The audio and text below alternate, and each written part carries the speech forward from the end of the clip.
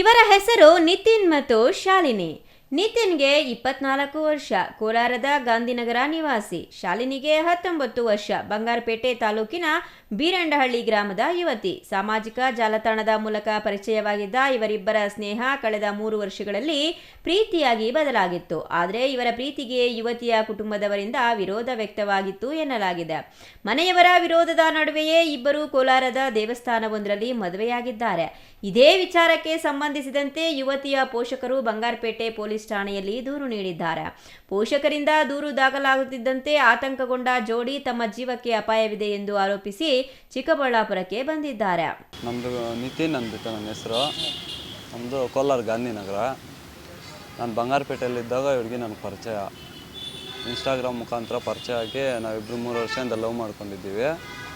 ಇವಾಗ ಹುಡುಗಿ ಮೊನ್ನೆ ಬಂದುಬಿಟ್ಟು ನಮ್ಮ ಮನೇಲಿ ಗೊತ್ತಾಗೈತೆ, ನಮ್ಮ ಮನೇಲಿ ನೋಡಿ ಸಾಯಿಸಾಕ್ಬಿಡ್ತಾರೆ, ನಾನು ಕರ್ಕೊಂಡೋಗು ಅಂತ ಫೋರ್ಸ್ ಮಾಡಿದ್ಲು. ಅದಕ್ಕೆ ಕರ್ಕೊಂಡೋದೆ. ಇವಾಗ ನೋಡಿದ್ರೆ ಅವರು ಬಂಗಾರಪೇಟೆಯಲ್ಲಿ ಕಂಪ್ಲೇಂಟ್ ಕೊಟ್ಬಿಟ್ಟು ನಮ್ಮ ಮನೆ ಹತ್ರ ಪೊಲೀಸವ್ರನ್ನ ಕರೆಸಿ ನಮ್ಮ ಅಣ್ಣನ ನಮ್ಮ ಅಮ್ಮ ಮೇಲೆ ಎಲ್ಲನೂ ಇದು FIR ಮಾಡ್ತೀನಿ ಅಂದ್ಬಿಟ್ಟು ಫುಲ್ ಪೊಲೀಸವರೆಲ್ಲ ಫುಲ್ಲು ಟಾರ್ಚರ್ ಕೊಡ್ತಾಯಿದ್ದಾರೆ. ಅದರಿಂದ ನಾವು ಇನ್ಸ್ಟಾಗ್ರಾಮಲ್ಲಿ ಇದು ಫೇಸ್ಬುಕ್ಕಲ್ಲಿ ಇದು ಕರ್ನಾಟಕ ರಕ್ಷಣಾ ವೇದಿಕೆ ಅವ್ರದ್ದು ವೀಡಿಯೋಸ್ ನೋಡಿಬಿಟ್ಟು ಮತ್ತು ಅವ್ರ ಹತ್ರ ರಕ್ಷಣೆ ಕೇಳ್ಕೊಂಡು ಇಲ್ಲಿ ಬಂದಿದ್ದು. ಮದುವೆ ಆಗಿ ಕೋಲಾರಲ್ಲಿ, ಕೋಲಾರ ದೇವಸ್ಥಾನ. ಶಾಲಿನಿ ಅವ್ರಿಗಿದು 19 ವರ್ಷ ಆಗೈತೆ, ನಂದು 23 ವರ್ಷ, 24 ವರ್ಷ.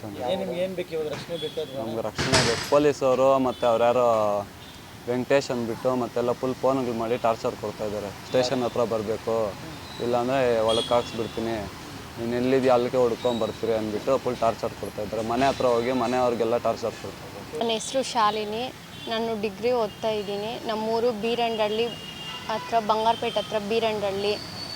ಇವನು ನಮ್ಮೂರಲ್ಲಿ ಇದ್ದವಾಗ ನನಗೆ ಪರಿಚಯ ಆಗಿದ್ದು ಫೋನ್ ಮುಖಾಂತರ. ನಾವಿಬ್ಬರು 3 ವರ್ಷದಿಂದ ಲವ್ ಮಾಡಿಕೊಂಡು ನಮ್ಮ ಮನೆಯಲ್ಲಿ ವಿಷಯ ಗೊತ್ತಾಗಿ ನಮ್ಮ ಇಂಟರ್ ಕ್ಯಾಸ್ಟ್ ಮ್ಯಾರೇಜು, ಮದುವೆ ಬೇಡ, ನಾವು ಹೇಳ್ದಂಗೆ ಕೇಳ್ಕೊಂಡಿರ್ಬೇಕು ನೀನು ಅಂತ ಹೇಳಿದ್ದಕ್ಕೆ ನಾವಿಬ್ಬರು ಬಂದು ನಾನು ಅವನ್ನೇ ಕೇಳಿಕೊಂಡೆ, ನನ್ನ ಮದುವೆ ಮಾಡು, ಇಲ್ಲಾಂದರೆ ನಮ್ಮ ಮನೆಯವ್ರು ಬೇರೆಯವ್ರಿಗೆ ಕೊಟ್ಟು ಮದುವೆ ಮಾಡ್ತಾರೆ, ಇಲ್ಲಾಂದರೆ ನಾನು ಸತ್ತೋಗ್ತೀನಿ, ಇಲ್ಲಾಂದರೆ ಪೊಲೀಸ್ ಕಂಪ್ಲೇಂಟ್ ಕೊಡ್ತೀನಿ ಅಂತ ನಾನೇ ಹೇಳಿದ್ದು. ಅದ್ರಗೋಸ್ಕರ ಅವ್ನು ನನ್ನ ಕರ್ಕೊಂಡೋಗಿ ಮದುವೆ ಆಗಿದ್ದು. ಇಲ್ಲಿಗೆ ಬಂದು ರಕ್ಷಣಾ ವೇದಿಕೆ ಮುಖಾಂತರ ನಾವು ಮದುವೆ ಆಗಿದ್ದೀವಿ. ಅಣ್ಣ ಇಂಟರ್ ಕ್ಯಾಸ್ಟ್ ಮ್ಯಾರೇಜ್ ಇರೋದ್ರಿಂದ ಸಾಯಿಸಾಕ್ತೀನಿ ನಿಮ್ಮಿಬ್ಬರನ್ನು ಮದುವೆ ಆದರೆ ಅವನ್ನ ಅಂತ ಬೆದರಿಸ್ತಾ ಇದ್ರು. ಅದಕ್ಕೆ ನಾವು ಮೊದಲಿಯರ್ಸ್ ಅಂತ, ಅವರು SC ಕ್ಯಾಸ್ಟ್ ಆಗಿರೋದ್ರಿಂದ ನಮ್ಮ ಅಣ್ಣ ಬೇಡ ಅಂತ ಹೇಳಿದ್ದು. ರಕ್ಷಣೆ ಕೋರಿ ನಮಗೆ ಮದುವೆ ಮಾಡಿಸಿ ಅಂತ ಕೇಳಿಕೊಂಡು ಫೇಸ್ಬುಕ್ ಮುಖಾಂತರ ಇಲ್ಲಿಗೆ ನಾವು ಬಂದಿರೋದು. ಚಿಕ್ಕಬಳ್ಳಾಪುರಕ್ಕೆ ರಕ್ಷಣಾ ವೇದಿಕೆ ಅವರು ಇದು ಕೇಳಿ ನಾವು ರಕ್ಷಣೆಗಾಗಿ ಪೊಲೀಸ್ ಸ್ಟೇಷನ್ ಹತ್ರ ಬಂದಿದ್ದೀವಿ. ಚಿಕ್ಕಬಳ್ಳಾಪುರಕ್ಕೆ ಬಂದ ಪ್ರೇಮಿಗಳಿಗೆ ಸ್ಥಳೀಯ ರಕ್ಷಣಾ ವೇದಿಕೆ ಸಹಕಾರ ನೀಡಿದೆ. ನಗರದ ಮರಳುಸಿದ್ದೇಶ್ವರ ದೇವಾಲಯದಲ್ಲಿ ಪರಸ್ಪರ ಹೂವಿನ ಹಾರ ಬದಲಾಯಿಸಿಕೊಂಡಿರುವ ಜೋಡಿ ತಮ್ಮ ವಿವಾಹವನ್ನ ಮತ್ತೊಮ್ಮೆ ದೃಢೀಪಡಿಸಿಕೊಂಡಿದ್ದಾರೆ. ಇದಾದ ಬಳಿಕ ಚಿಕ್ಕಬಳ್ಳಾಪುರ ರಕ್ಷಣಾ ವೇದಿಕೆಯ ಸಹಕಾರದೊಂದಿಗೆ ಪ್ರೇಮಿಗಳಿಬ್ಬರು ಚಿಕ್ಕಬಳ್ಳಾಪುರ ಮಹಿಳಾ ಪೊಲೀಸ್ ಠಾಣೆಗೆ ತೆರಳಿದ್ದಾರೆ. ತಮ್ಮ ಕುಟುಂಬದವರಿಂದ ಜೀವ ಬೆದರಿಕೆ ಇದೆ, ತಮಗೆ ರಕ್ಷಣೆ ನೀಡಬೇಕು ಎಂದು ಪೊಲೀಸರಿಗೆ ಮನವಿ ಮಾಡಿದ್ದಾರೆ. ಪ್ರೇಮಿಗಳಿಂದ ಮಾಹಿತಿ ಪಡೆದಿರುವ ಪೊಲೀಸರು ಪ್ರಕರಣದ ಬಗ್ಗೆ ಕಾನೂನುಬದ್ಧವಾಗಿ ಪರಿಶೀಲನೆ ನಡೆಸುತ್ತಿದ್ದಾರೆ. ಕರ್ನಾಟಕ ರಕ್ಷಣಾ ವೇದಿಕೆಯಿಂದ ಚಿಕ್ಕಬಳ್ಳಾಪುರ ತಾಲೂಕು ಅಧ್ಯಕ್ಷ ಸುದೀಪ್ ರೆಡ್ಡಿ ಅಂತ ಅವರು ನಮ್ಮನ್ನು ಫೇಸ್ಬುಕ್ನಲ್ಲಿ ನನ್ನ ನಂಬರ್ ತೊಗೊಂಡು ಕಾಂಟ್ಯಾಕ್ಟ್ ಮಾಡಿ ನಮಗೆ ಪ್ರಾಣದ ಬೆದರಿಕೆ ಇದೆ, ನಾವು ಇಬ್ಬರು ಲವ್ ಮಾಡಿ 3 ವರ್ಷದಿಂದ ಲವ್ ಮಾಡ್ತಾ ಇದ್ದೀನಿ ಅಂತ ಹೇಳಿದ್ರು. ನಾವು ಪ್ರಾಣದ ರಕ್ಷಣೆ ಕೊಡಿ ಅಂತ ಹೇಳಿದ್ದಕ್ಕೆ ನಾವು ಚಿಕ್ಕಬಳ್ಳಾಪುರ ಕರೆಸ್ಕೊಂಡು ಅವ್ರನ್ನ ಮಹಿಳಾ ಸ್ಟೇಷನ್ಗೆ ಕಂಪ್ಲೇಂಟನ್ನು ನೀಡಿ ಮತ್ತು ಅವರು ನಮ್ಮ ಮುಂದಿನ ಅವ್ರಿಗೆ ರಕ್ಷಣೆ ಕೊಡಬೇಕು ಅಂತ ನಾವು ಒತ್ತಾಯ ಮಾಡ್ತೀವಿ. ನಮ್ಮ ಮನೆಯಿಂದ ನಾವು ಮದುವೆ ಮಾಡ್ಕೊಂಡಿದ್ದೀರಿ, ನಮ್ಮ ಮನೆಯಿಂದ ಪ್ರಾಣ ಬೆದರಿಕೆ ಆಗ್ತಾ ಇದ್ದಾರೆ, ದಯವಿಟ್ಟು ನಮ್ಗೆ ರಕ್ಷಣೆ ಕೊಡಿ ಅಂತ ಕೇಳಿದ್ದಾರೆ ಶಾಲಿನಿ ಅವರು ಮತ್ತು ನಿತಿನ್ ಅವರು. ಈಗ ಹೋಗಿ ನಾವು ಸ್ಟೇಷನ್ಗೆ ಕಂಪ್ಲೇಂಟ್ ಕೊಟ್ಟು ಮದುವೆ ಮಾಡಿಸಿ ಕಂಪ್ಲೇಂಟ್ ಕೊಟ್ಬಿಟ್ಟು ಅವ್ರಿಗೆ ಪ್ರಾಣ ರಕ್ಷಣೆ ಬೇಕು ಅಂತ ನಾವು ಇದು ಮಾಡ್ತಾಯಿದ್ದೀವಿ. ಪೊಲೀಸ್ ಮುಖಾಂತರ ಒತ್ತಾಯ ಮಾಡ್ತಾ ಇದ್ದೀವಿ. ಮೇಜರ್ ಇದ್ದಾರೆ.